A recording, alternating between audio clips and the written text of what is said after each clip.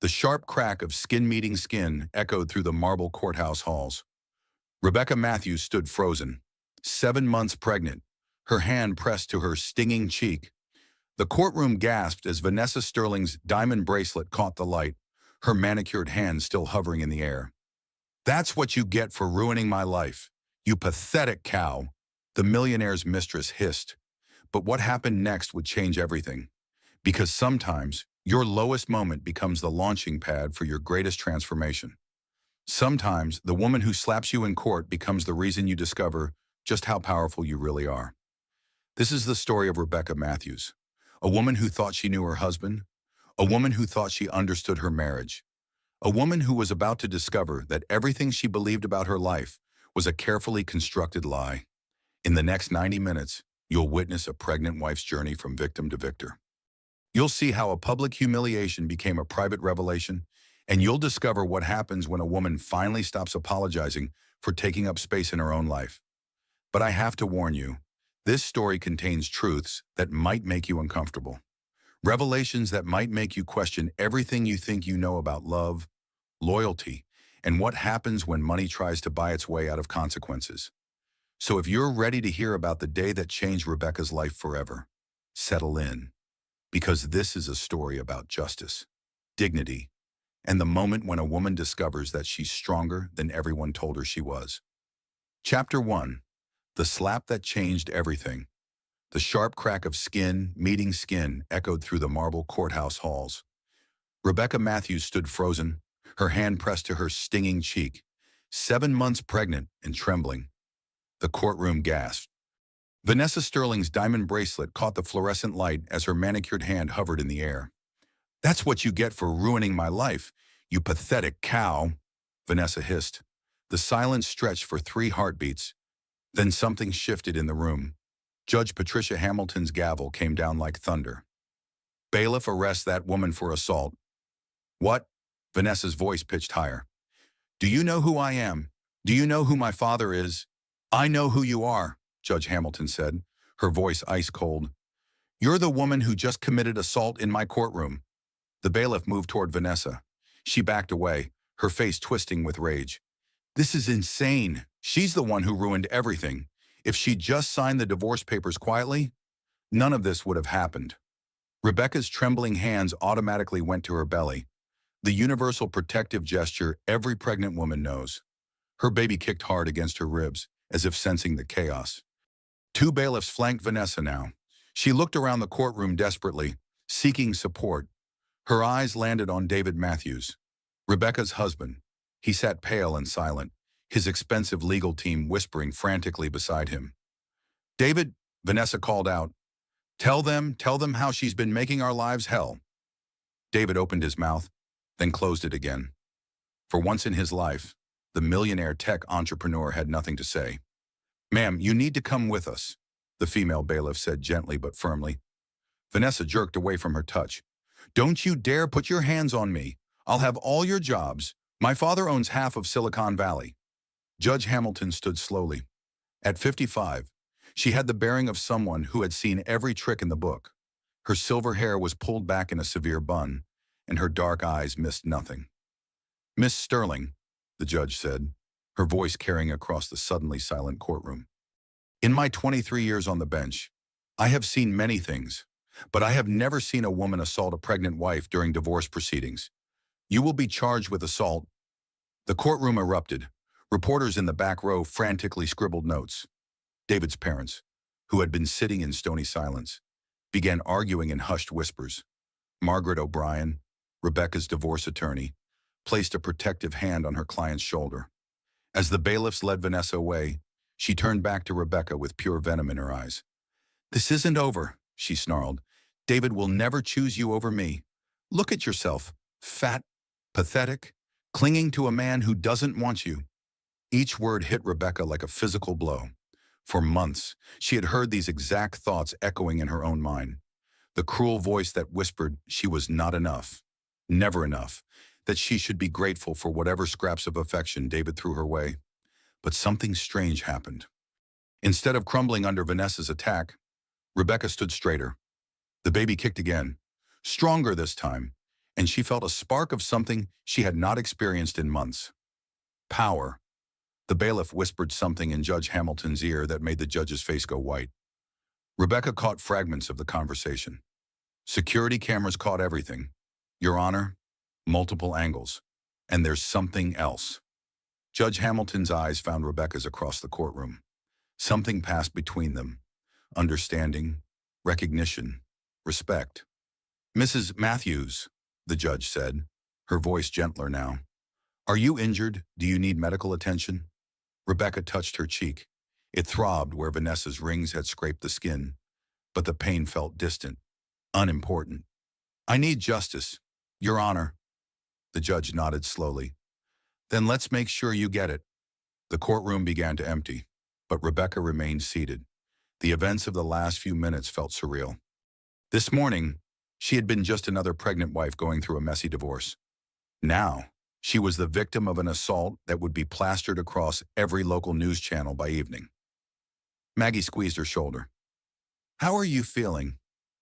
Honey. Rebecca looked around the courtroom one more time. At the American flag hanging motionless in the still air, at the empty jury box with its worn wooden seats, at the witness stand where so many people had sworn to tell the truth. Different, she said finally. I feel different. And she did. For the first time in 7 months, since discovering David's affair, since learning about the secret credit cards and hidden bank accounts, since realizing her marriage was a carefully constructed lie, Rebecca Matthews felt like she might survive this. More than survive, she might actually win. Chapter 2. Before the storm 3 hours earlier, Rebecca had sat in her Honda Civic in the courthouse parking lot, unable to move. 3 deep breaths. Check phone. Lock. Unlock. Lock. The ritual she had performed every morning since finding David's text messages 6 weeks ago. Messages that left no doubt about what he was doing, about who he was doing it with, about how long it had been going on. The phone showed no new messages. David had not contacted her since their last screaming match 3 days ago. The silence felt heavier than his lies. A tap on the passenger window made her jump. Maggie O'Brien stood outside, her red hair whipping in the October wind. Rebecca unlocked the door, and her best friend slid into the passenger seat. Honey, we've been through this, Maggie said, immediately reading Rebecca's panic. Today is just preliminary motions. David's team will posture. Everyone goes home. No drama. His mother will be there, Rebecca whispered. Helen Matthews can kiss my Irish ass, Maggie replied, making Rebecca smile for the first time in weeks. Margaret O'Brien had been Rebecca's friend since law school. While Rebecca had chosen corporate law, Maggie had specialized in family court. She had seen it all: cheating husbands, hidden assets, custody battles that tore families apart. But she had never seen a case that made her as angry as Rebecca's. Did you eat breakfast? Maggie asked. Rebecca shook her head. Food had become an enemy lately. Everything tasted like cardboard, and her stomach stayed in constant knots. The baby needs nutrients, Maggie said gently. Whatever happens in there, you're still growing a little person. Rebecca's hand went to her belly automatically. At 7 months, the pregnancy was impossible to hide. Her baby boy kicked constantly now, as if he sensed the tension surrounding his arrival into the world. Maggie, Rebecca said slowly, what if David's right? What if I am losing my mind? The memory flooding began without warning. Rebecca remembered the day she had told David about the pregnancy. They had been married for 5 years, trying for a baby for 2. She had bought a tiny pair of booties and hidden them in his briefcase. When he found them, his face had fallen for just a split second before the fake smile appeared. Perfect timing, he had said, but his eyes had shown something else entirely. Trapped panic. She had pushed down her doubts then, made excuses, told herself she was imagining things. But now, knowing what she knew about Vanessa Sterling, that moment made perfect sense. You're not losing your mind, Maggie said firmly. You're having a normal response to discovering your husband is a lying, cheating piece of garbage. Rebecca's validation whisper came out as barely a breath. I'm not crazy. I saw what I saw in his eyes that day. Maggie's phone buzzed. She glanced at it, and her expression darkened. What? Rebecca asked. Those bastards, Maggie muttered. then launched into a string of creative Irish profanity that would have made a sailor blush. "Maggie, what is it? David's lawyer just filed an emergency motion. They're claiming you're mentally unstable due to pregnancy hormones. They want a psychological evaluation before any custody arrangements are discussed." The words hit Rebecca like ice water. She had known David was ruthless in business, but this felt like a new level of cruelty. "Can they do that?" "They can try," Maggie said grimly. "But Judge Hamilton doesn't suffer fools gladly. She'll see right through this garbage." Rebecca stared at the courthouse entrance. Lawyers and clients streamed up the wide stone steps, all of them fighting their own battles, all of them hoping for justice in a system that felt increasingly stacked against people like her. "He's going to take my baby away, isn't he?" she whispered. "Over my dead body," Maggie replied. "Rebecca, listen to me. David Matthews is about to learn that his money can't buy him everything. Not in Patricia Hamilton's courtroom." They sat in silence for a moment, watching other people's dramas unfold. A young couple arguing near the courthouse steps. An older man in an expensive suit talking rapidly into his phone. Two women consoling each other near the parking meters. "Ready?" Maggie asked. Rebecca took one more deep breath. The baby kicked against her ribs, a reminder that she was not fighting just for herself anymore. "Ready." They walked across the parking lot together, Rebecca's hand instinctively resting on her belly. The October air was crisp and clean, carrying the scent of fallen leaves and approaching winter. By the time her baby was born in January, her entire life would be different. She just had no idea how different. The courthouse loomed before them, its granite columns and marble steps speaking of justice and permanence. Rebecca had always found courthouses intimidating, even as a lawyer. There was something about the weight of all the decisions made within those walls. All the lives changed, all the families broken and rebuilt. Today, she would become part of that history. As they climbed the courthouse steps, Rebecca's phone buzzed with a text from her doctor. "Appointment reminder, check up tomorrow at 10 a.m. Remember to bring your partner if possible for ultrasound." Partner. As if David would show up. He had missed the last 3 appointments, always with some urgent business excuse. Now she knew the real reason. He had been too busy planning his exit strategy. "You okay?" Maggie asked, noticing her expression. "Fine," Rebecca lied. "Let's get this over with." Neither of them had any idea that in less than 3 hours, Rebecca's entire world would change forever. Chapter 3. The Courtroom Circus. The family courtroom felt like a theater designed for breaking hearts. High ceilings with ornate molding, dark wood paneling that had witnessed decades of family disputes.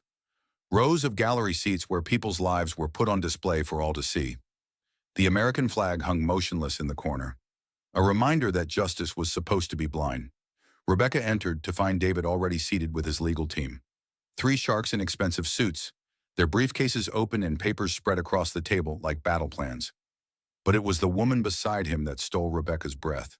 Vanessa Sterling looked like she had stepped off the cover of a magazine. Blonde hair in a perfect chignon, a designer dress that probably cost more than Rebecca's monthly grocery budget. She wore the kind of confidence that came from never having to worry about money or consequences. She was everything Rebecca was not. Thin where Rebecca was round with pregnancy, polished where Rebecca felt frayed and exhausted, young and fresh where Rebecca felt ancient at 32. Vanessa caught Rebecca staring and smiled.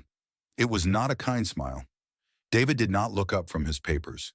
Her husband of 5 years, the father of her unborn child, could not even meet her eyes. "Breathe," Maggie whispered beside her. Rebecca tried to focus on something else. Anything else. The court reporter's fingers dancing across her machine. Emily Walsh. Rebecca remembered from previous hearings. A kind woman with gentle eyes who always nodded encouragingly at nervous witnesses. The bailiff called the court to order. "All rise for the Honorable Judge Patricia Hamilton." Judge Hamilton entered like a force of nature. At 55, she commanded respect without saying a word. Her silver hair was pulled back severely, and her dark eyes missed nothing as they swept the courtroom. She had the bearing of someone who had built her career in a male-dominated field and had zero tolerance for games. She was exactly what Rebecca had hoped for. Someone who would see through David's charm and expensive lawyers. Someone who would care about justice more than politics or money. Be seated, Judge Hamilton said. Her voice carried easily through the courtroom without seeming loud. This is preliminary hearing number 4789 in the matter of Matthews versus Matthews. David's lead attorney stood. A man who probably charged more per hour than Rebecca used to make in a month. Your Honor, before we proceed with the scheduled motions, my client has filed an emergency petition regarding the mental stability of the respondent. Rebecca felt the words like a physical blow. Around her, the courtroom seemed to shift and blur. The panic cleaning she had done last night, the 3 a.m. Google searches about custody laws, the way she checked her phone obsessively, hoping for some sign that David still cared. Maybe she was losing her mind. The breathing room came automatically. Rebecca forced herself to focus on the courtroom details. The American flag's gentle sway under the air conditioning, the soft clicking of Emily Walsh's fingers on her court reporting machine, the smell of old wood and new fear. Judge Hamilton's expression had turned glacial. On what grounds, Counselor? Pregnancy-induced psychological instability. Your Honor, my client is concerned that Mrs. Matthews is not capable of making rational decisions regarding custody arrangements or property division at this time. Pregnancy hormones. As if everything she felt, every legitimate concern about her husband's behavior, could be dismissed as the irrational thoughts of a pregnant woman. Rebecca felt herself fragmenting.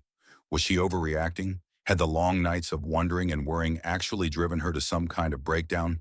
But then she remembered finding David's credit card statements, the charges at expensive restaurants she had never been to, the hotel bills, the jewelry purchases she had never received. She was not imagining any of this. And does your client have any medical evidence to support this claim? Judge Hamilton asked, her voice deadly quiet. We are requesting a court-ordered psychological evaluation. Your Honor? The courtroom fell silent except for the soft whir of the air conditioning and the distant sound of traffic outside. Rebecca could hear her own heartbeat in her ears. Judge Hamilton turned her attention to Maggie. Counselor O'Brien, your response. Maggie stood slowly. Rebecca had seen her friend in court before, but never like this. There was something different about her posture. Something dangerous. Your Honor, this is a transparent attempt to delay proceedings while my client's husband continues to hide marital assets. There is no medical evidence of any psychological instability. Mrs. Matthews is a former corporate attorney who has been nothing but cooperative throughout these proceedings. Has your client sought any mental health treatment during her pregnancy? Standard prenatal counseling. Your Honor, nothing beyond the norm for a woman dealing with an unfaithful spouse and impending divorce? Rebecca caught sight of David's parents in the gallery. James Matthews looked uncomfortable. His weathered face creased with disapproval. Helen Matthews, on the other hand, kept shooting sympathetic glances toward Vanessa, as if the other woman was somehow the victim in all this. The peak emotional moment came when David's lawyer began reading from the motion. The respondent has exhibited erratic behavior, including obsessive monitoring of the petitioner's activities, emotional outbursts, and an inability to engage in rational discourse about the dissolution of the marriage. Each word felt like a slap. Obsessive monitoring, as if checking up on her cheating husband was somehow unreasonable. Emotional outbursts, as if anger was not a natural response to betrayal. Inability to engage in rational discourse, as if she was the one being unreasonable. Rebecca's hands trembled in her lap. Maybe they were right. Maybe she was losing her grip on reality. The way she had reorganized the kitchen cabinets at 2 a.m. last week, unable to sleep, needing to control something in her chaotic world. The way she had called David's office 6 times in one day, knowing he would not answer but needing to hear his voice. But then Vanessa Sterling stood up. It happened so suddenly that Emily Walsh stopped typing mid-sentence. The entire courtroom turned to watch as Vanessa rose from her seat beside David, her face twisted with rage. "This is all your fault," she snarled at Rebecca, her voice carrying across the silent courtroom. "If you just signed the papers quietly, none of this would be happening." She stepped into the aisle, moving toward Rebecca with purpose. Judge Hamilton's gavel came down once, sharply. "Miss Sterling, return to your seat immediately." But Vanessa was beyond hearing. Months of frustration and entitlement boiled over as she approached Rebecca's table. "You're pathetic," she continued, her voice rising. "Clinging to a man who doesn't want you, making everyone's life miserable because you can't accept reality. David half rose from his seat. Vanessa, sit down. But it was too late. Vanessa Sterling, daughter of millionaire Robert Sterling, mistress of tech entrepreneur David Matthews, had reached Rebecca's table, and her manicured hand was already rising. The slap came without warning. Chapter 4. Aftermath and Revelations. Chaos erupted in the marble courthouse. The sharp crack of the skin meeting skin hung in the air like a gunshot. Rebecca's head snapped to the side, her hand flying instinctively to her stinging cheek. Vanessa Sterling stood over her, diamond bracelet glittering, chest heaving with rage. For a moment, the entire courtroom held its breath. Then Judge Hamilton's gavel came down like thunder. "Bailiff, arrest that woman for assault," Vanessa screamed as the female bailiff moved toward her. "Do you know who my father is? I'll have all your jobs." "I don't care if your father owns half of Silicon Valley," Judge Hamilton replied, her voice cold as winter steel. "In my courtroom, we follow the law." The bailiff reached for Vanessa's arm. She jerked away, her perfect composure completely shattered. "This is insane. She's the one who ruined everything. Look at her, sitting there playing the victim." Rebecca's hand went to her cheek where Vanessa's rings had scraped the skin. Every woman in that courtroom knew this feeling.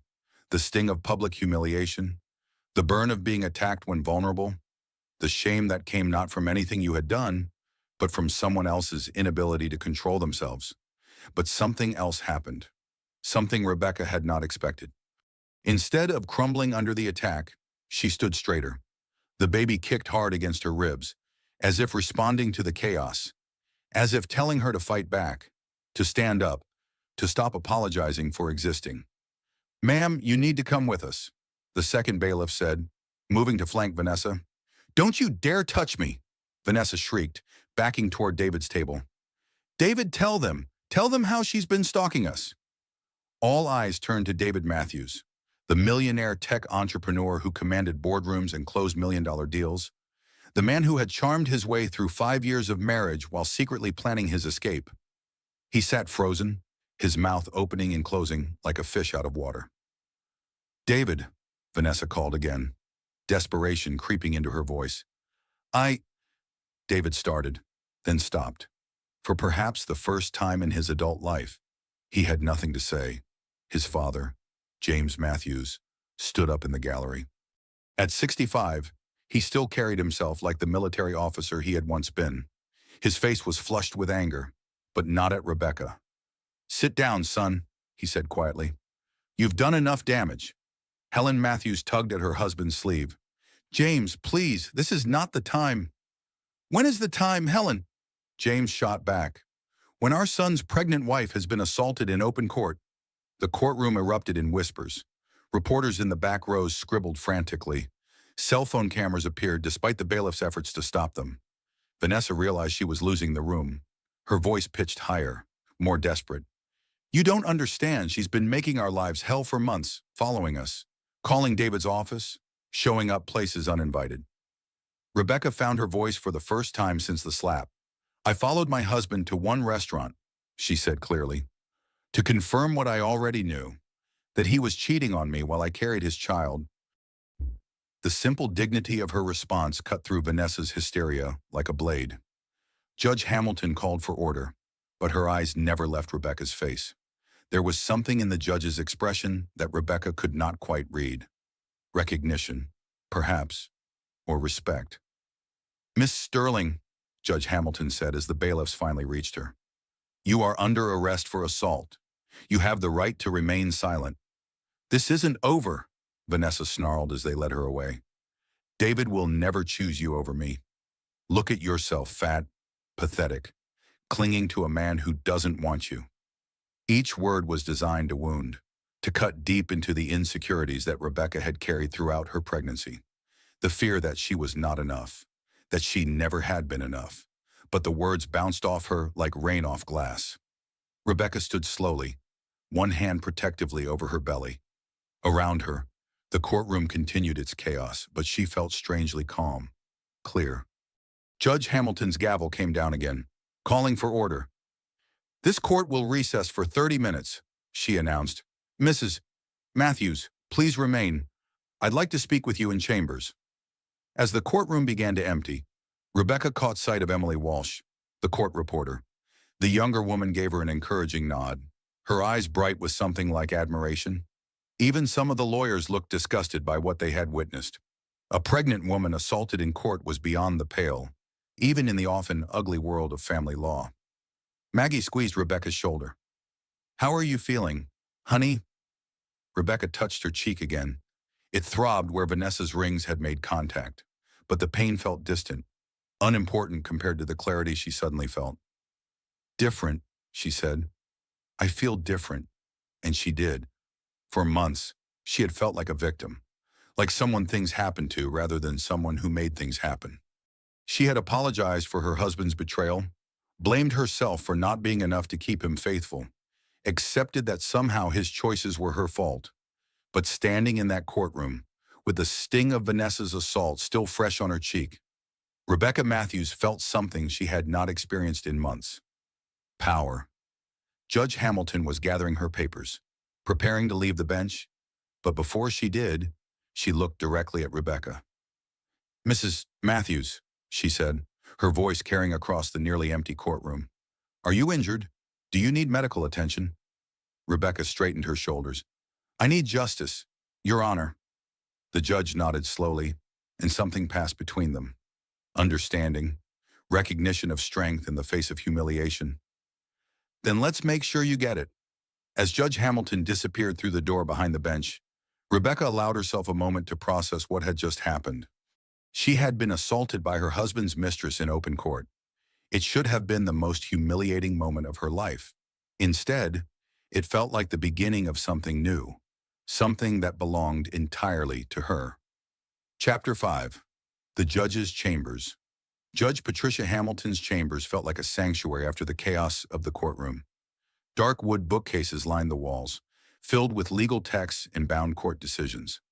A large window overlooked the courthouse parking lot, where Rebecca could see people hurrying about their daily business, unaware that her world had just shifted on its axis. The judge poured Rebecca a glass of water with steady hands. At 55, Patricia Hamilton moved with the quiet confidence of someone who had spent 23 years navigating the treacherous waters of family court.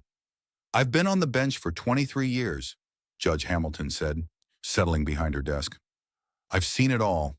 Custody battles that destroy children. Financial disputes that bankrupt families. But what happened out there?" She shook her head. "In all my years, I have never seen a woman assault a pregnant wife during divorce proceedings." Rebecca sipped the water gratefully. Her throat felt dry and raw, as if she had been screaming, though she could barely remember speaking at all. "Your Honor, I know how this looks," she began. "Pregnant woman, emotional, making scenes. Mrs. Matthews, stop." Judge Hamilton's voice was gentle but firm. "You were assaulted in my courtroom. The only person who should be embarrassed is the one wearing handcuffs." The deep vulnerability layer began to crack open inside Rebecca's chest. For months, she had held herself together through sheer force of will, kept working until David convinced her to quit, kept smiling at family gatherings even as her marriage crumbled, kept making excuses for behavior that had no excuse. But sitting in the quiet dignity of the judge's chambers, Rebecca's composure finally began to fracture. "I don't know who I am anymore," she whispered, the words spilling out like water through a broken dam. 6 months ago, I was a successful corporate lawyer. I had my own clients, my own cases. I was good at what I did. She paused, one hand resting on her belly where the baby kicked restlessly.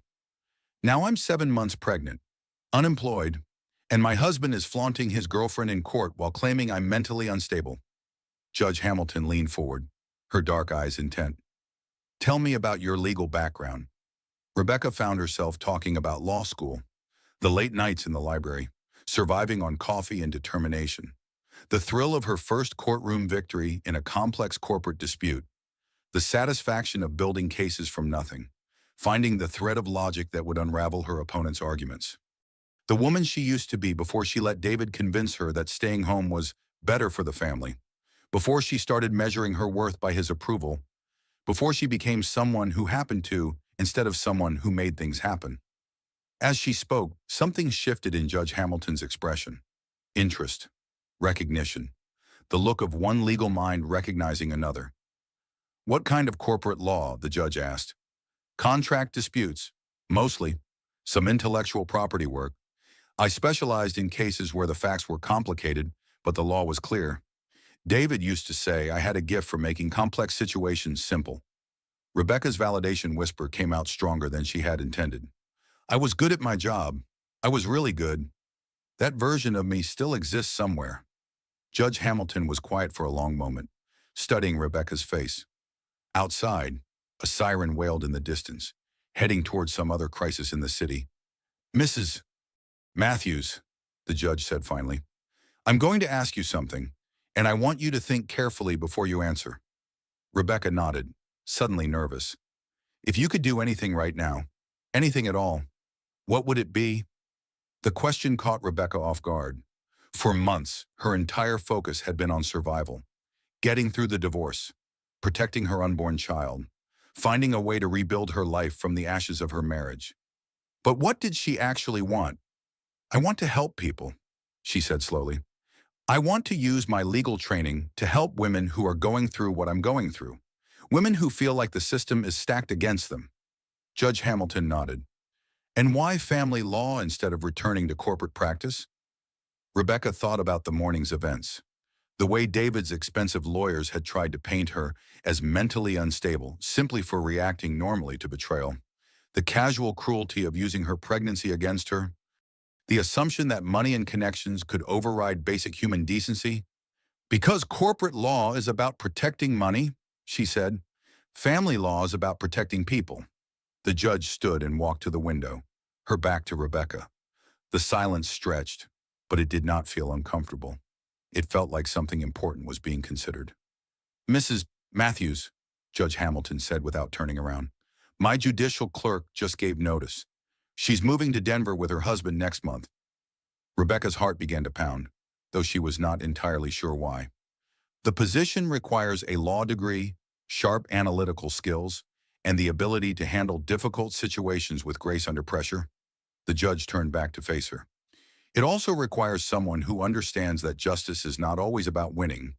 Sometimes it's about finding the path that causes the least harm to the most vulnerable people involved. The baby kicked hard against Rebecca's ribs, as if sensing the importance of this moment. Your Honor, Rebecca said carefully, are you offering me a job? Judge Hamilton returned to her desk, her expression thoughtful. I'm offering you an opportunity. The irony is not lost on me that your husband's mistress just assaulted you in the same courtroom where you could potentially work. Rebecca's mind raced.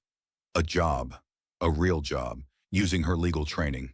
Not corporate law, which had never truly satisfied her, but family law, helping other women navigate the system that often seemed designed to protect everyone except those who needed protection most. The position would start immediately, Judge Hamilton continued. The pay is decent, though not what you're probably used to from private practice. The hours can be long, but the work, she paused, the work matters. Outside the chambers, Rebecca could hear voices in the hallway, David arguing with his lawyers, his parents having their own heated discussion, the machinery of the legal system grinding forward, indifferent to the human costs. But in here, in this quiet room with its walls full of wisdom and precedent, Rebecca felt something she had not experienced in months. Hope. I would need to think about it, she said, though her heart was already racing with possibility. Of course, Judge Hamilton said. But Mrs. Matthews, don't think too long. Sometimes the best opportunities come disguised as our worst moments. A knock on the door interrupted them. Judge Hamilton's secretary peered in. Your Honor, the Sterling family attorney is here. He's requesting an immediate conference about his client. Judge Hamilton's expression hardened. Tell him he can file a motion like everyone else. Miss Sterling is in custody, and that's where she'll stay until her arraignment. As the secretary withdrew, the judge turned back to Rebecca. Money and connections, she said quietly. They think they can buy their way out of consequences. Sometimes they're right, but not in my courtroom. Rebecca stood slowly, her hand automatically going to her belly. The baby had settled into a quiet rhythm, as if he too was considering the possibilities that lay ahead. Thank you, Your Honor, for everything. Thank me by thinking about what I've said. And Mrs. Matthews, what happened out there today was not your fault. Don't let anyone convince you otherwise. As Rebecca reached for the door handle, Judge Hamilton spoke again. The position I mentioned, it would mean you'd be here every day, in this courthouse, in the same building where you were assaulted. Some people might find that difficult. Rebecca paused, her hand on the cool metal of the door handle. She thought about Vanessa Sterling's twisted face as she delivered that slap, about David's silence when he should have defended her, about months of feeling powerless and afraid. Your Honor, she said, turning back to face the judge, I think I'd find it empowering. Judge Hamilton smiled for the first time that day. It transformed her stern features, revealing the woman behind the black robes. I was hoping you'd say that. As Rebecca opened the door to return to the chaos of the courthouse hallway, she carried with her something she had not possessed when she entered the chambers. A future. And for the first time in months, it belonged entirely to her. Chapter 6. An Unexpected Alliance. The courthouse hallway buzzed with activity as Rebecca emerged from Judge Hamilton's chambers. David paced near the elevator, his expensive lawyer whispering damage control strategies in his ear. His usually perfect hair was disheveled, and his designer suit looked rumpled. For the first time since she had known him, David Matthews looked rattled. His parents had claimed a bench near the courtroom doors. James Matthews sat with his head in his hands while Helen Matthews dabbed at her eyes with a tissue. The perfect family image they had cultivated for decades was crumbling in real time. But it was the new arrival that caught everyone's attention. Robert Sterling strode through the courthouse entrance like a man accustomed to commanding attention. At 58, Vanessa's father had the silver hair and tailored presence of old money. He was flanked by a crisis management team that looked like they had been pulled away from more important clients. Rebecca watched as they approached David's group. Money recognizing money, power gravitating toward power. Maggie appeared at Rebecca's elbow. How did it go in there? Judge Hamilton offered me a job, Rebecca said quietly. Maggie's eyebrows shot up. What kind of job? Judicial clerk. In family court. Holy hell, Maggie breathed. Rebecca, do you know what that means? Patricia Hamilton's clerks go on to some of the best positions in family law. She only hires the absolute best. Rebecca's mind was still processing the conversation in chambers. The possibility of using her legal training again, of helping other women navigate the system that often seemed designed to protect everyone except those who needed it most. I haven't said yes yet, she murmured. Why the hell not? Before Rebecca could answer. Robert Sterling's voice carried across the hallway. He was speaking to David in the tone of a man used to solving problems with money. The situation is contained, he was saying. My daughter made a mistake, but these things can be managed. We'll need statements from everyone minimizing the incident. David nodded eagerly. Of course, Mr. Sterling, I'm sure Rebecca understands that emotions were running high. Rebecca felt something cold settle in her stomach. Already they were rewriting history. Already Vanessa's assault was becoming a mistake and an incident that could be managed away. James Matthews stood up from the bench, his military bearing rigid with disapproval. Contained, he said, his voice carrying clearly down the hallway. Your daughter assaulted my son's pregnant wife in open court. How exactly do you contain that? Robert Sterling turned his calculating gaze on the older man. Mr. Matthews, I understand you're upset, but surely we can all agree that pursuing this matter would be unproductive for everyone involved. The meaning was clear. Money would change hands. Lawyers would be paid. The whole ugly incident would disappear into the legal machinery that protected people like the Sterlings from the consequences of their actions. Rebecca found herself walking toward the group before she consciously decided to move. Maggie hurried to keep up, her heels clicking on the marble floor. Mrs. Matthews, Robert Sterling said as she approached. His smile was perfectly calibrated, neither too warm nor too cold. I cannot express how sorry I am about my daughter's behavior today. Vanessa has been under tremendous stress.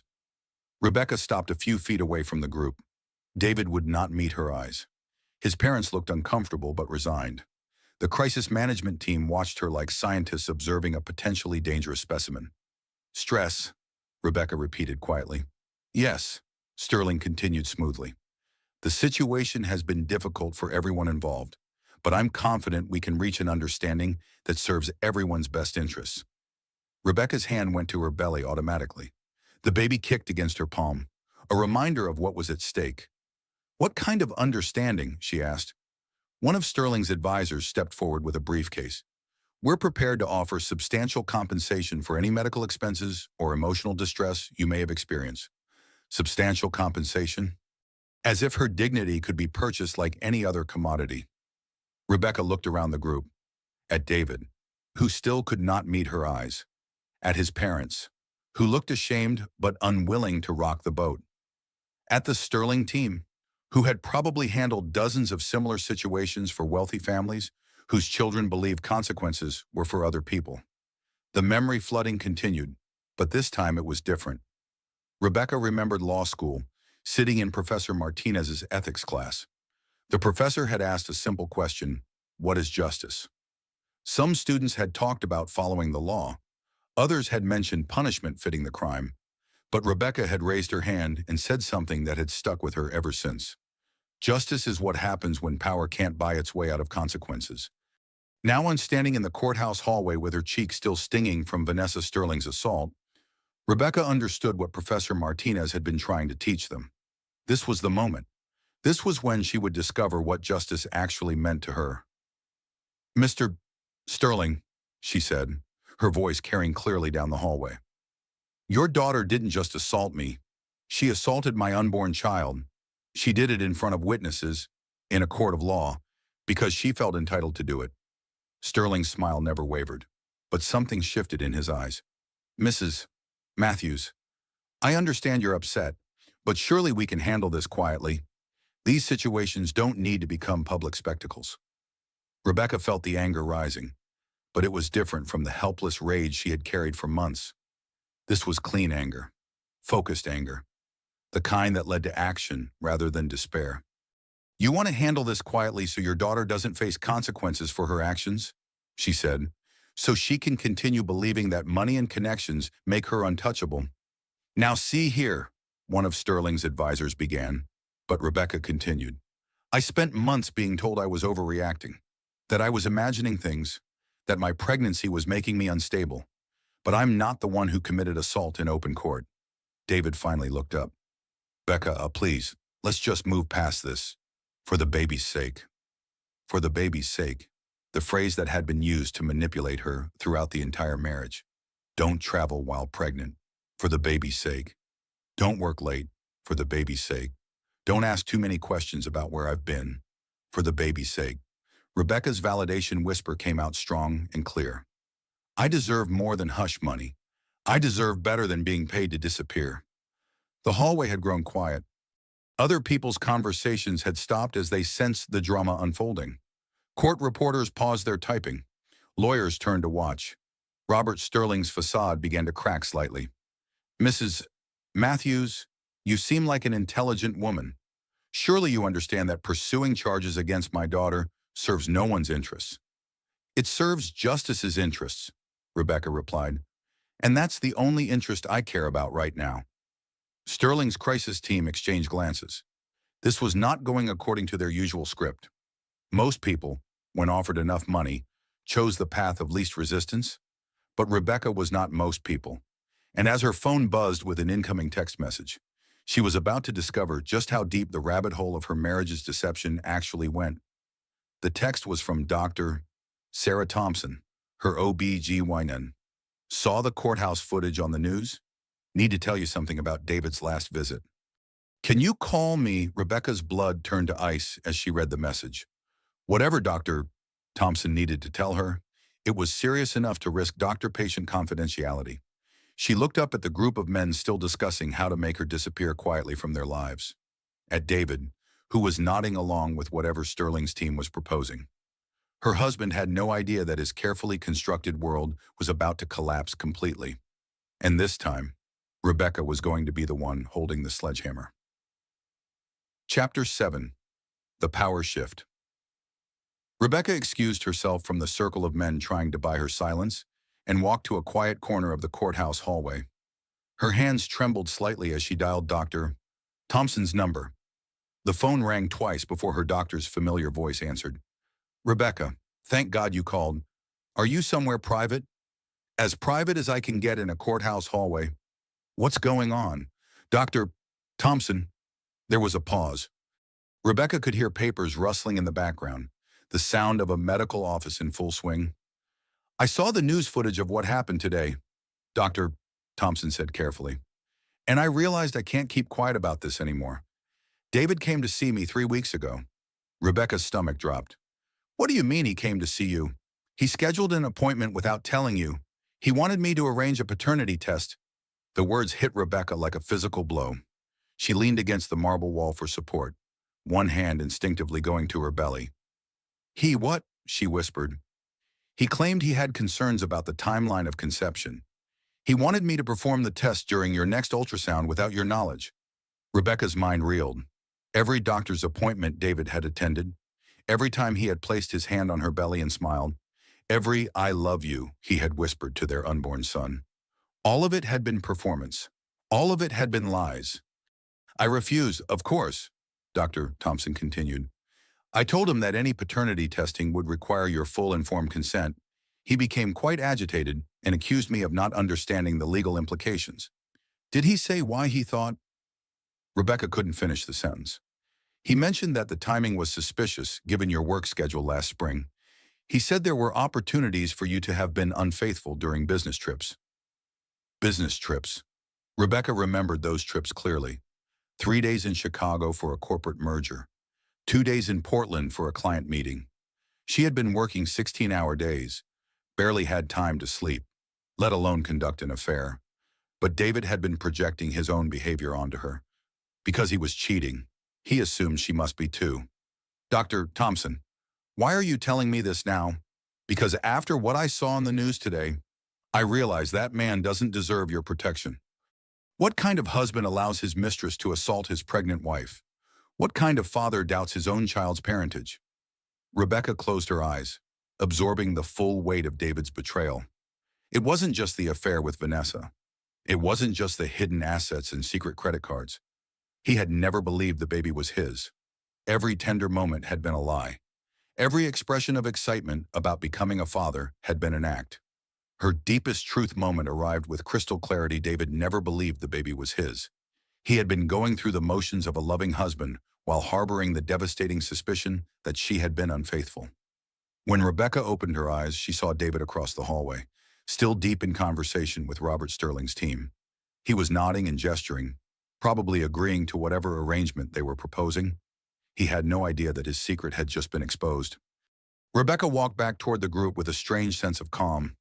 The transformed power layer was beginning to take hold. She was no longer the victim in this story. She was no longer the woman things happened to. She was the woman who was about to make things happen. "David!" she called out as she approached. He looked up, and for a moment, his expression was almost hopeful, as if he thought she was coming to agree to Sterling's terms. "Dr. Thompson called," she said simply. The color drained from David's face so quickly that Rebecca thought he might faint. Around him, the Sterling crisis team continued their conversation, unaware that the entire dynamic had just shifted. "Becca, I can explain," David began. "Explain what?" Rebecca's voice was calm, controlled. "Explain that you've spent 7 months pretending to be excited about our baby while secretly believing I cheated on you." The hallway conversation stopped. James and Helen Matthews looked up sharply. Even Robert Sterling's advisors paused their scheming to listen. "That's not... I was just..." David's famous composure, the smooth confidence that had built his tech empire, crumbled before everyone's eyes. "You scheduled a paternity test behind my back," Rebecca continued, her voice carrying clearly down the marble hallway. "You told our doctor that you had concerns about the timeline of conception?" Helen Matthews gasped audibly. James Matthews stood up slowly, his face darkening with rage. "You did what?" James's voice could have cut glass. "Dad, you don't understand," David started. "I understand that you're my son, and I raised you better than this." James exploded. You scheduled a paternity test behind your wife's back while she's carrying your child. The timeline was suspicious, David tried to explain. The timeline was suspicious. Rebecca's calm began to crack slightly. You mean the timeline where I got pregnant during our planned attempts to have a baby? The timeline where I was working 60-hour weeks while you were having an affair? David looked around desperately for support, but found none. His expensive lawyers were studying their phones intently, suddenly very interested in avoiding eye contact. Robert Sterling's team had taken a step back, recognizing that their careful damage control strategy had just exploded. Even Helen Matthews, who had spent the entire morning making excuses for David's behavior, looked horrified. David, she whispered, how could you think such a thing about Rebecca? The baby kicked hard against Rebecca's ribs, as if responding to the stress and tension. But this time, instead of the anxiety she had felt for months, Rebecca felt something else entirely: righteous anger. Every smile, she said, her voice growing stronger. Every I love you. Every time you felt him kick and pretended to be excited. It was all an act while you harbored this devastating doubt about my faithfulness? She stepped closer to David, close enough to see the fear in his eyes. You want to know what's really suspicious about the timeline? She asked. The fact that you got me pregnant right before you started your affair? Like you needed to secure your backup plan before you started shopping for my replacement? The accusation hung in the air like smoke. David opened his mouth to deny it, but Rebecca continued. When did it start? David. The affair with Vanessa. Was it before or after you got me pregnant? Silence stretched through the hallway. Other conversations had stopped entirely. Even the court personnel had paused to listen to the drama unfolding. David's silence was answer enough. Judge Hamilton appeared at the far end of the hallway, returning from whatever business had taken her away from chambers. She took in the scene with sharp eyes, Rebecca standing tall and calm, David pale and shaken, two sets of parents looking mortified, and a group of expensive consultants realizing their carefully laid plans had just collapsed. The judge approached slowly, her presence commanding attention without her having to speak. Is there a problem here? She asked quietly. Rebecca turned to face Judge Hamilton, and when she spoke, her voice carried the full weight of her legal training and her newfound determination. No, Your Honor. No problem at all. Just a few things becoming clear that should have been clear months ago. Judge Hamilton nodded slowly, understanding passing between them. And Mrs. Matthews, have you given any thought to our earlier conversation? Rebecca looked around the hallway one more time, at the expensive lawyers and crisis managers trying to make her disappear, at the husband who had never trusted her and never would, at the future that stretched ahead of her, uncertain but finally her own. Yes, Your Honor, she said clearly. I accept the position. The judge smiled, and Rebecca felt something settle into place inside her chest, something that felt like coming home. Chapter 8. The Sterling Cleanup Crew. Robert Sterling watched the exchange between Rebecca and Judge Hamilton with the calculating gaze of a man who had spent decades reading situations and adjusting his strategies accordingly. When Judge Hamilton disappeared back toward her chambers, Sterling approached Rebecca with renewed purpose, but something had changed in his demeanor. The smooth confidence was still there, but underneath it was something that looked almost like respect. Mrs. Matthews, he said, I owe you an apology.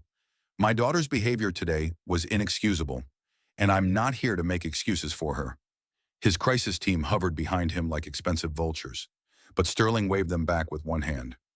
I've spent the last hour listening to lawyers and publicists tell me how to make this problem disappear, he continued. But standing here, watching you handle yourself with dignity while my daughter acted like a spoiled child, I realized something. He paused, seeming to choose his words carefully. This isn't a problem to be managed. This is a consequence that my daughter needs to face. Rebecca studied his face, looking for the catch. In her experience, wealthy men like Robert Sterling didn't suddenly develop consciences in courthouse hallways. Mr. Sterling, she said slowly, what exactly are you saying? I'm saying that Vanessa has spent her entire life believing that money and connections can fix any mistake, that there's always a way to buy her way out of consequences. His voice hardened. Today, that stops. Behind him, His crisis management team exchanged alarmed glances. This was clearly not the strategy they had discussed. "Sir," one of his advisors stepped forward, "perhaps we should discuss this privately." "No," Sterling cut him off. "Mrs. Matthews, I'm not going to insult you by offering money to make this go away. My daughter assaulted you in open court, and she's going to face the legal consequences of that action." Rebecca felt some of the tension leave her shoulders. She had been bracing for another attempt to buy her silence, another round of manipulation disguised as concern for everyone's well-being. "Why?" she asked simply. Sterling looked toward the courtroom where his daughter had been arrested just hours earlier. "Because 28 years ago, I married a woman who thought she could do whatever she wanted because her father had money. It took 3 years of marriage and a very expensive divorce to realize that entitled behavior doesn't improve with age." The breathing room scene arrived naturally. Rebecca excused herself to the courthouse bathroom, needing a moment to process everything that had happened. In the mirror, she saw the handprint on her cheek where Vanessa had slapped her. The skin was beginning to bruise, a purple shadow that would remind her of this day for weeks to come. But she also saw something else. Her own eyes, clear and determined for the first time in months. She splashed cold water on her face and really looked at herself. Still pregnant, still tired, still carrying the emotional weight of a marriage that had been built on lies, but no longer defeated. Maggie found her there, leaning against the bathroom counter. "How are you holding up, honey?" "Better than I expected," Rebecca said honestly. "Maggie, Sterling's team was talking numbers earlier. How big were the numbers?" "7 figures," Maggie said quietly. "They were prepared to offer 7 figures for a quiet settlement and a non-disclosure agreement." 7 figures. Enough money to set up her and the baby for life. Enough to disappear quietly and never have to see David or Vanessa again. "What do you think I should do?" Rebecca asked.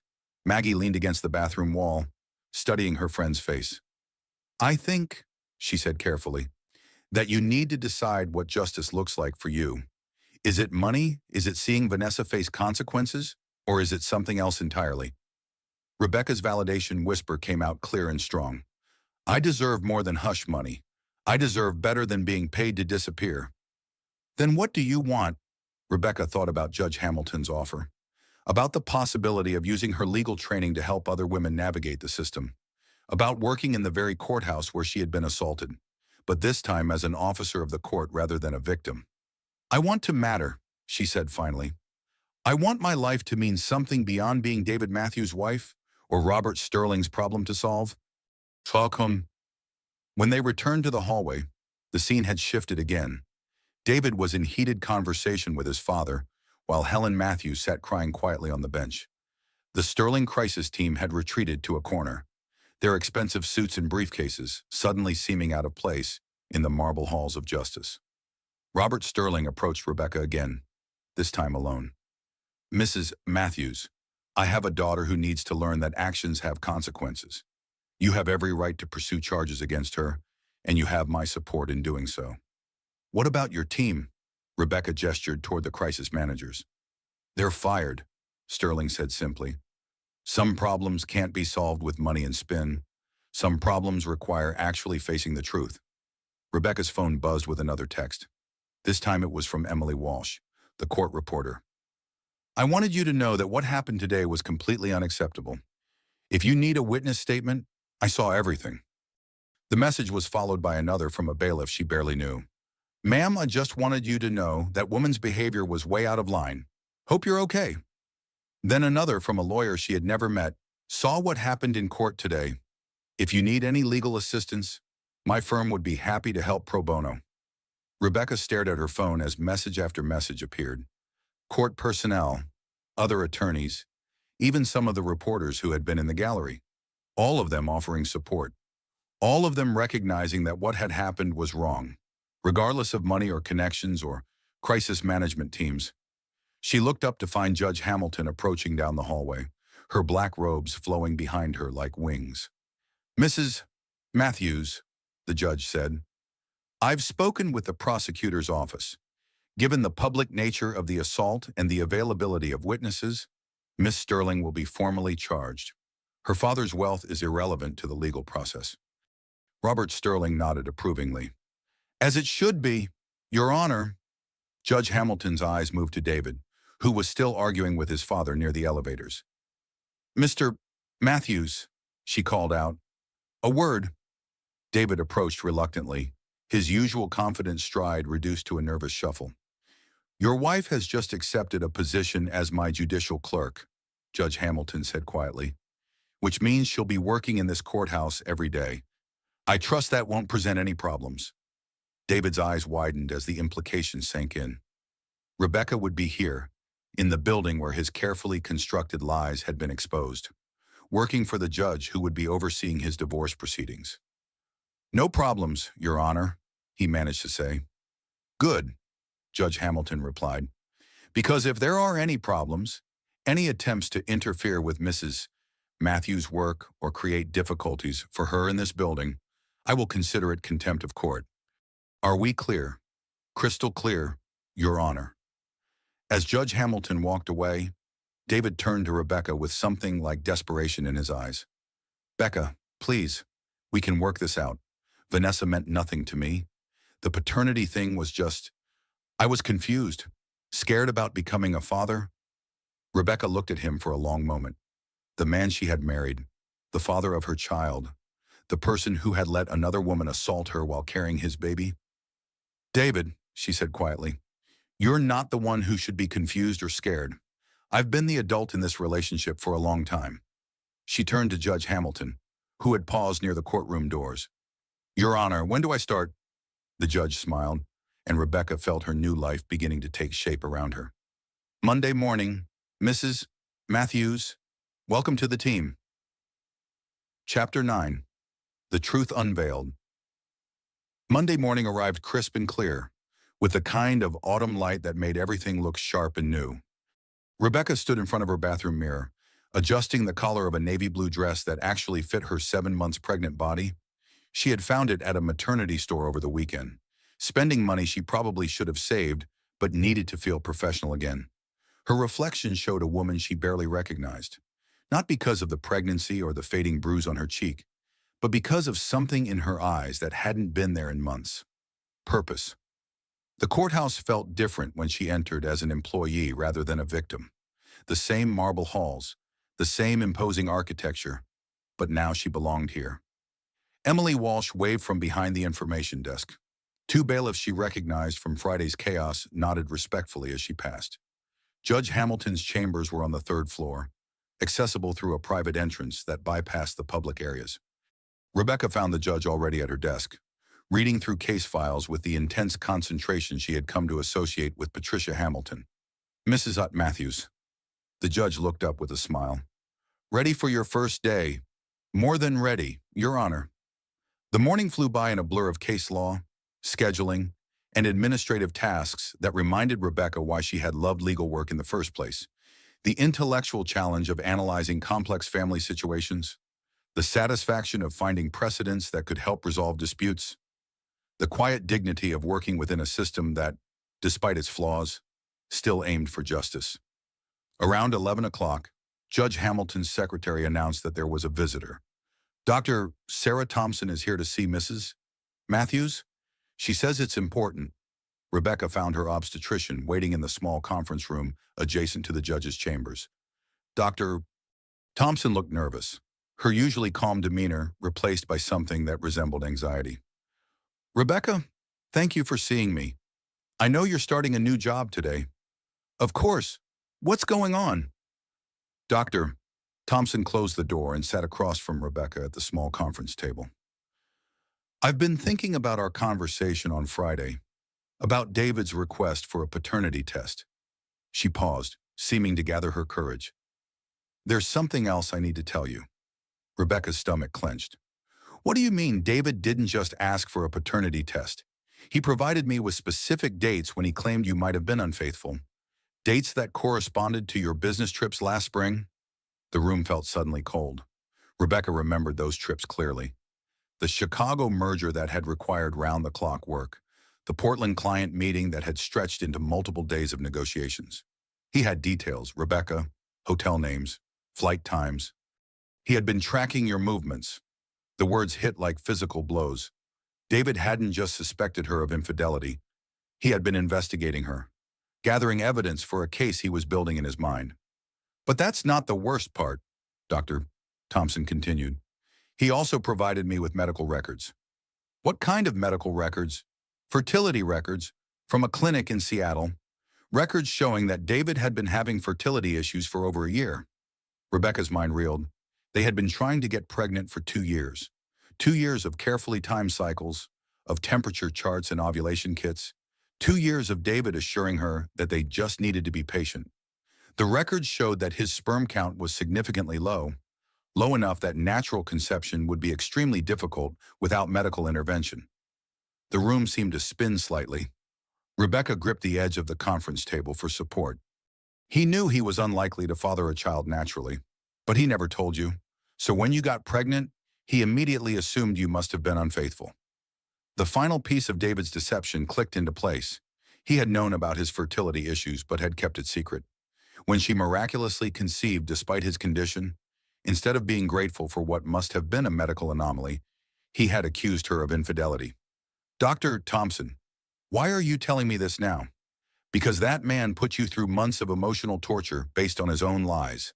And because, she hesitated, because I think you deserve to know that your pregnancy really was a miracle. The odds of natural conception given David's condition were less than 5%. Rebecca placed both hands on her belly, feeling her son moving restlessly inside her. A 5% chance. A miracle baby that David had treated as evidence of her betrayal. There's one more thing, Dr. Thompson said quietly. The fertility clinic records show that David was exploring IVF options, but not with you. The female partner listed on his intake forms was Vanessa Sterling. The betrayal was so complete, so devastating, that Rebecca felt oddly calm. David hadn't just been having an affair. He had been planning a replacement family while pretending to work on having children with his wife. How long have you known this? Rebecca asked. I received the records last week when David's lawyer contacted me about potential testimony. I think they wanted me to support their claims about your mental state. But when I saw what was in the file, Dr. Thompson shook her head. I couldn't be party to that level of deception. Rebecca stood slowly, walking to the conference room window that overlooked the courthouse parking lot. Below, she could see people hurrying about their daily business, unaware that her understanding of the last 2 years had just been completely rewritten. Her phone buzzed with a text from Maggie. David's lawyer just called. They want to schedule a settlement conference. Apparently, they're very motivated to resolve things quickly. Of course they were. David's secret about his fertility issues was the kind of ammunition that could destroy his carefully constructed narrative about Rebecca's mental instability. If it came out that he had been lying about his medical condition while accusing her of infidelity, his credibility would be shattered. Dr. Thompson, Rebecca said, turning back to face her doctor, would you be willing to testify about what David told you, about the paternity test request and the fertility records? Absolutely. What that man did to you was unconscionable. Rebecca returned to Judge Hamilton's chambers with a clarity she hadn't experienced in months. The judge looked up from her case files, immediately noticing the change in Rebecca's demeanor. Everything all right? Your Honor, I just learned something that changes everything about my divorce case. My husband has been lying about his medical condition while accusing me of infidelity. Judge Hamilton set down her papers and gave Rebecca her full attention. What kind of medical condition? Rebecca explained what Dr. Thompson had told her about David's fertility issues, his secret investigation of her business trips, his plans for IVF with his mistress. With each revelation, Judge Hamilton's expression grew harder. Mrs. Matthews, this information needs to be shared with your attorney immediately. This level of deception goes beyond simple marital infidelity. I know, but Your Honor, I need to ask you something. If this information comes out in court, if David's lies are exposed publicly, it could affect our working relationship here. Judge Hamilton considered this for a moment. Mrs. Matthews, when I offered you this position, I did so because I recognized your legal skills and your character. Your personal situation, however it resolves, doesn't change those qualities. She paused. If anything, what you've endured and how you've handled it convinces me that you're exactly the kind of person who should be working in family court. Rebecca felt something settle in her chest, a sense of rightness, of being exactly where she belonged. Her phone rang. Maggie's name appeared on the screen. "I have to take this," Rebecca said. "Rebecca, where are you? David's whole legal team just showed up at my office. They're talking about a very generous settlement offer, but they want to meet today, right now." Rebecca looked out the window of Judge Hamilton's chambers, toward the parking lot where she had sat in her car just days ago, and afraid to face the future. "Tell them I'll be there in an hour," she said. "And Maggie, we're not just negotiating a divorce settlement anymore. We're negotiating justice." As she gathered her things to leave, Judge Hamilton called out to her, "Mrs. Matthews, when you go into that meeting, remember something. You're not just David's wife anymore. You're not just a victim. You're a legal professional with the full weight of the law behind you." Rebecca nodded, understanding completely. For the first time in months, she was going into battle as an equal. Chapter 10. Justice served. The conference room at Maggie's law firm buzzed with nervous energy. David sat at one end of the polished table, flanked by his legal team of three. His usual confidence had been replaced by something that looked almost like panic. Across from him, Rebecca took her seat next to Maggie, her hands folded calmly over her pregnant belly. The contrast was striking. David's side of the table was cluttered with briefcases, tablets, and stacks of documents. Rebecca's side was nearly empty except for a single manila folder that Maggie had placed in front of her. "Thank you all for coming on such short notice," David's lead attorney began. "My client is very motivated to reach an amicable resolution that serves everyone's interests." Amicable resolution. Rebecca almost smiled at the euphemism. 3 days ago, these same lawyers had been trying to paint her as mentally unstable. Now they wanted to be amicable. "Mr. Matthews has prepared a very generous settlement offer," the lawyer continued, sliding a document across the table. "Full custody to Mrs. Matthews, of course, substantial child support, a lump sum payment for any emotional distress, and a very comfortable ongoing alimony arrangement." Maggie picked up the document and scanned it quickly. Her eyebrows rose as she read the numbers. "This is substantial," she said carefully. "We believe it reflects Mr. Matthews' commitment to ensuring his family's well-being," the lawyer replied. Rebecca leaned back in her chair, studying David's face. He was staring at his hands, unable to meet her eyes. The man who had commanded boardrooms and closed million-dollar deals couldn't look at his pregnant wife. "There is one small condition," the lawyer added, almost as an afterthought. Of course there was. A non-disclosure agreement, nothing excessive, just an understanding that the details of the marriage and divorce proceedings remain private. Rebecca felt something cold settle in her stomach. Even now, even after everything that had happened, they were trying to buy her silence. "You want me to sign a non-disclosure agreement?" she said quietly. "It's standard in these types of high-profile divorces," the lawyer assured her, "just to protect everyone's privacy." Rebecca looked around the table, at David, who still couldn't meet her eyes, at his lawyers, who were probably being paid more per hour than most people made in a month, at the carefully crafted settlement offer that was designed to make her disappear quietly. "Maggie," she said, "could I see that manila folder?" Maggie slid the folder across the table. Rebecca opened it slowly, revealing the medical records that Dr. Thompson had provided that morning. David's fertility test results, his secret IVF consultations with Vanessa Sterling, documentation of his lies about his medical condition while he accused Rebecca of infidelity. David's face went white as he recognized what she was holding. "Gentlemen," Rebecca said, her voice carrying clearly through the conference room, "before we discuss any settlement, there are some facts we need to address." She began reading from the medical records. David's sperm count results, the dates of his fertility consultations, the IVF intake forms listing Vanessa Sterling as his intended partner. With each revelation, David's legal team grew quieter. The confident posturing disappeared, replaced by the grim realization that their client's credibility was evaporating in real time. "So you see," Rebecca concluded, "my husband spent months accusing me of mental instability and infidelity, while he was the one lying about his medical condition and planning a replacement family." The silence in the conference room was deafening. "Mrs. Matthews," David's lawyer said carefully, "surely we can discuss this privately." "No," Rebecca replied. I'm done with private discussions. I'm done with being told to keep quiet for everyone else's comfort. She turned to face David directly. For the first time in the meeting, he looked up and met her eyes. David, do you remember what you said to me when I told you I was pregnant? He didn't answer. You said perfect timing, but you already knew about your fertility issues. You knew the chances of natural conception were less than 5%. Instead of being grateful for a miracle, you assumed I had been unfaithful. David's voice was barely a whisper. Becca, I was scared. Scared of what? Scared that you might actually have to be a father. Scared that your backup plan with Vanessa might be complicated by an inconvenient pregnancy? It wasn't like that. Then what was it like? David, because from where I'm sitting, it looks like you spent our entire marriage planning your exit strategy. The transformed power layer was fully operational now. Rebecca was no longer the woman who had sat in her car in the courthouse parking lot, afraid to face the future. She was no longer the victim who could be bought off with money and non-disclosure agreements.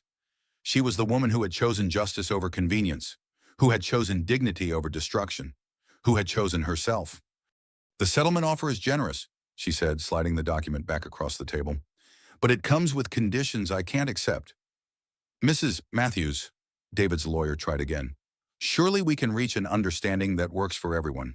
Here's my understanding, Rebecca replied. David lied about his medical condition while accusing me of infidelity.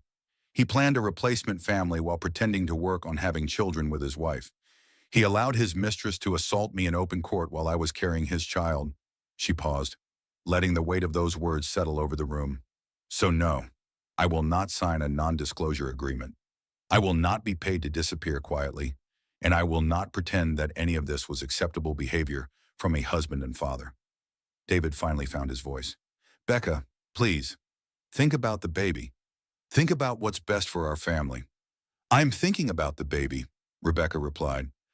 I'm thinking about what kind of world I want to bring him into. A world where actions have consequences. Where women don't have to accept abuse in silence. Where justice matters more than money. She stood slowly, her hand resting on her belly where the baby kicked against her palm. David, you want to know what's best for our family? What's best is for our son to grow up knowing that his mother chose dignity over dollars, that she stood up for herself when everyone else told her to sit down and shut up. The final validation whisper came out clear and strong. I'm not the one who should be confused or scared. I've been the adult in this relationship for a long time. David's lead attorney made one last attempt. Mrs. Matthews, if you refuse this settlement and choose to litigate, these proceedings will become public record. Everyone will know the details of your marriage. Good, Rebecca said simply. Let everyone know. Let them know that David Matthews is the kind of man who lies about his fertility while accusing his pregnant wife of infidelity. Let them know that he's the kind of father who doubts his own child's parentage. Let them know that he's the kind of husband who allows his mistress to assault his wife in court. She gathered her purse and stood to leave. Maggie, I'll accept the financial terms of the settlement, full custody, child support, and reasonable alimony, but no non-disclosure agreement, no conditions, no buying my silence. As she reached the door, she turned back to face David one last time. You know what the really sad part is? Our son was a miracle, a 5% chance that somehow happened despite everything working against it. Instead of celebrating that miracle, you treated it as evidence of my betrayal. She paused, her hand on the door handle. I hope someday you realize what you lost. Not just me, but the chance to be the kind of man your son could be proud of. 6 weeks later, Rebecca sat at her desk in Judge Hamilton's chambers, 7 months pregnant and reviewing case files for the afternoon's hearings. Through her window, she could see the courthouse parking lot where she used to sit in her car, afraid to face the day. The irony was not lost on her. She was working in the same building where Vanessa Sterling had assaulted her. But now she was part of the system that ensured justice was served. Every day, she helped other women navigate family court proceedings, offering the kind of understanding that could only come from personal experience. Vanessa Sterling had received 6 months of community service and mandatory anger management classes. Her assault charge would remain on her permanent record, a reminder that money couldn't always buy absolution. David was living in a downtown condo, paying substantial child support and alimony. He would have supervised visitation rights once the baby was born, but Rebecca had insisted on psychological evaluation first. A man who doubted his own child's parentage needed to prove he was ready to be a father. The divorce had indeed become public record, just as his lawyers had warned. The local media had covered the story extensively, painting David as the unfaithful husband who allowed his mistress to assault his pregnant wife. His tech company's stock had taken a hit, and several major clients had quietly ended their contracts. But the real victory wasn't in David's consequences. It was in the woman Rebecca had become. Judge Hamilton knocked and entered, carrying a fresh cup of coffee and the afternoon's case files. "How are you feeling, Rebecca?" the judge asked. She had long since dropped the formal titles when they were alone in chambers. "Like I'm exactly where I belong," Rebecca replied honestly. "Good, because I have something to tell you. The State Bar Association has approved your application for the Family Law Certification Program. You can start classes next month if you want to." Rebecca's heart leaped. She had been thinking about specializing in family law, but hadn't dared hope it could happen so quickly. "Are you sure I'm ready for that? Rebecca, in the 6 weeks you've been working here, you've helped more women understand their rights than some lawyers do in years. You have a gift for making complex legal concepts understandable to people who are going through the worst time of their lives." Judge Hamilton sat down across from Rebecca's desk. "You know what sets you apart. You've been where they are. You understand what it feels like to have your whole world crumble while lawyers argue about assets and custody schedules. That experience makes you invaluable." Rebecca's phone buzzed with a text from Dr. Thompson. "Ultrasound appointment reminder for tomorrow at 10 a.m. Baby boy is measuring perfectly healthy." Baby boy, her son, who would grow up knowing that his mother had chosen strength over silence, that she had refused to be bought off or intimidated into disappearing. "Judge Hamilton," Rebecca said, "there's something I want to ask you." "What's that? When you offered me this job, was it because you felt sorry for me because of what happened with Vanessa?" Judge Hamilton leaned back in her chair, considering the question seriously. "Rebecca, I've been on the bench for 23 years. In that time, I've seen hundreds of women go through what you went through. Some of them crumble under the pressure. Some of them take the money and disappear. Some of them become bitter and vindictive." She paused, her eyes meeting Rebecca's directly. "But very few of them do what you did. Very few of them stand up in that moment and choose justice over convenience, choose dignity over dollars, choose to become part of the solution instead of just another victim." Rebecca felt tears prick at her eyes, but they were good tears, tears of recognition and validation. "I offered you this job because I saw in you exactly what family court needs. Someone who understands that behind every case file is a real person going through the worst time of their life. Someone who won't let money and connections override what's right." The baby kicked hard against Rebecca's ribs, as if he too approved of the direction her life had taken. "There's something else," Judge Hamilton continued. "I've been talking to the Chief Justice about creating a new position, a family court advocate who would work specifically with women going through high-conflict divorces, someone who could help them understand their rights and navigate the system." Rebecca's pulse quickened. "What kind of position?" "The kind that would let you help women like you used to be. Women who are being told they're crazy or unstable. Women whose husbands are using money and lawyers to intimidate them into silence." The circular ending was perfect. Rebecca would be working in the same courthouse where her lowest moment had occurred, but now she would be the one helping other women find their strength. "I'm interested," she said simply. "I thought you might be." Judge Hamilton smiled. "The position would start after your maternity leave, assuming, of course, that you're interested in changing the system from the inside." Rebecca looked out her window one more time, toward the parking spot where she used to sit paralyzed by fear and uncertainty. A young woman was sitting in a car there now, clearly gathering courage for whatever legal battle waited for her inside. "Judge Hamilton," Rebecca said, "I've never been more interested in anything in my life." 3 months later, Rebecca gave birth to a healthy baby boy. She named him James, after David's father, who had been the only member of the Matthews family to consistently support her throughout the divorce proceedings. David attended the birth, but as a visitor rather than a partner. He held his son for exactly 7 minutes before Rebecca's mother firmly but politely suggested he leave. 6 months after that, Rebecca returned to work as the courthouse's first-ever family court advocate. Her job was to help women understand their rights, connect them with resources, and ensure that money and intimidation tactics didn't override justice. On her first day back, she found a note on her desk from Emily Walsh, the court reporter. "Thank you for showing us what courage looks like." But the real measure of Rebecca's transformation came on a Tuesday morning in late fall, almost exactly 1 year after Vanessa Sterling had slapped her in Judge Hamilton's courtroom. Rebecca was meeting with a new client, a young woman whose husband was claiming she was mentally unstable due to postpartum depression. The woman sat in Rebecca's office, tears streaming down her face, convinced that she was going to lose her children. "He says I'm crazy," the woman whispered. "He says no judge will give custody to a mother who needs antidepressants." Rebecca leaned forward, her voice gentle but firm. "Listen to me very carefully. You are not crazy. You are having a normal response to an abnormal situation, and there are laws in place to protect mothers from exactly this kind of manipulation." She spent the next hour explaining the woman's rights, connecting her with a therapist who specialized in postpartum issues, and helping her understand that seeking help for depression was a sign of strength, not weakness.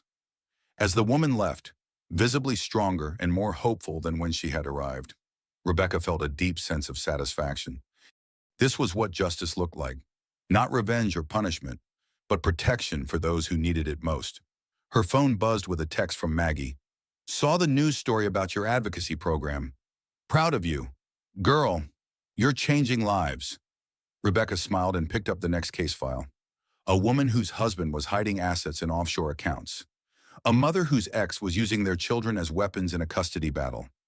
A pregnant wife whose husband was claiming the baby wasn't his. Stories that were different in detail but identical in their core. Women who needed someone to believe them, support them, and help them navigate a system that too often favored money over justice. Rebecca had found her calling in the very place where she had experienced her lowest moment. She was no longer the woman who sat in her car afraid to face the future. She was the woman who helped other women find the courage to face theirs. The baby kicked in his crib in the corner of her office, and Rebecca smiled. "Don't worry, little one," she whispered. "Mama's got this. And now, so do they." Justice, she had learned, wasn't about revenge or punishment. It was about ensuring that everyone had someone in their corner when the world seemed stacked against them. It was about making sure that dignity always defeated dollars, that truth always triumphed over manipulation, and that courage was always contagious. Most importantly, it was about showing other women that they didn't have to accept less than they deserved simply because someone told them to. Rebecca Matthews had found her voice in a courthouse hallway, and now she was teaching other women to find theirs. That, she realized, was the sweetest justice of all. If Rebecca's story moved you, if it made you think about the power of choosing dignity over dollars, I'd love to hear your thoughts in the comments below. Have you ever faced a moment where you had to choose between what was easy and what was right? This story reminds us that sometimes our worst moments become our greatest opportunities for growth. If you believe in the power of standing up for yourself, even when everyone tells you to sit down and stay quiet, please give this video a thumbs up. And if you know someone who needs to hear Rebecca's story, someone who might be going through their own difficult time and needs a reminder of their own strength, please share this with them. Sometimes we all need to remember that we're more resilient than we think. For more stories about real people facing impossible choices and finding their courage, make sure to subscribe and hit that notification bell, because everyone deserves to hear stories that remind them they're not alone in their struggles. Thank you for listening to Rebecca's journey. Remember, your story matters too, and you're stronger than you know. Until next time, keep choosing courage over comfort and dignity over dollars.